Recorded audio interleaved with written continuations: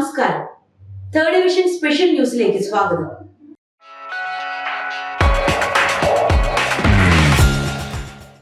താരസംഘടനയായ അമ്മയുടെ തിരഞ്ഞെടുപ്പിൽ നിന്നും ജഗദീഷ് പിന്മാറുന്നു.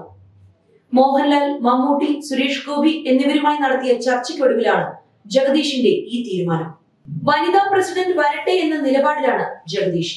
ഈ സാഹചര്യത്തിലാണ് പ്രസിഡന്റ് സ്ഥാനത്തേക്കുള്ള മത്സരത്തിൽ നിന്ന് പിന്മാറാൻ ജഗദീഷ് ആലോചിക്കുന്നത്. മോഹൻലാലും മമ്മൂട്ടിയും സമ്മതിച്ചാൽ ജഗദീഷ് പത്രിക പിൻവലിക്കുമെന്ന് നേരത്തെ അറിയിച്ചിരുന്നു.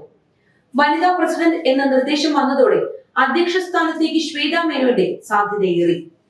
താരസംഘടനയായ അമ്മയുടെ തിരഞ്ഞെടുപ്പിൽ നടൻ ബാബുരാജ് മത്സരിക്കരുതെന്ന് നടി മല്ലിക സുകുമാരൻ ഇന്നലെ വ്യക്തമാക്കിയിരുന്നു. ആരോപണ വിധേയൻ മാറി നിൽക്കുകയാണ് വേണ്ടത്.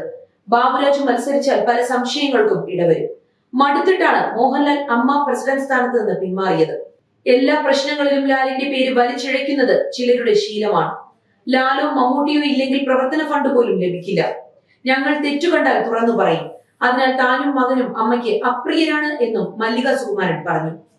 മലയാള ചലച്ചിത്ര താരങ്ങളുടെ സംഘടനയായ അമ്മയുടെ തിരഞ്ഞെടുപ്പിൽ പ്രസിഡന്റ് സ്ഥാനത്തേക്ക് 6 മത്സരാർത്ഥികളാണുള്ളത്. ജഗദീഷ്, ശ്വേതാ മേനോൻ, രവീന്ദ്രൻ, ജയൻ ചേർത്തല, അനൂപ് ചന്ദ്രൻ, ദേവൻ എന്നിവരാണ് ആ മത്സരാർത്ഥികൾ. നടൻ ജോയ് മാത്യുവിന്റെ പത്രിക തള്ളിയിരുന്നു. ജനറൽ സെക്രട്ടറി സ്ഥാനത്തേക്ക് 5 പേരാണ് മത്സരിക്കുന്നത്.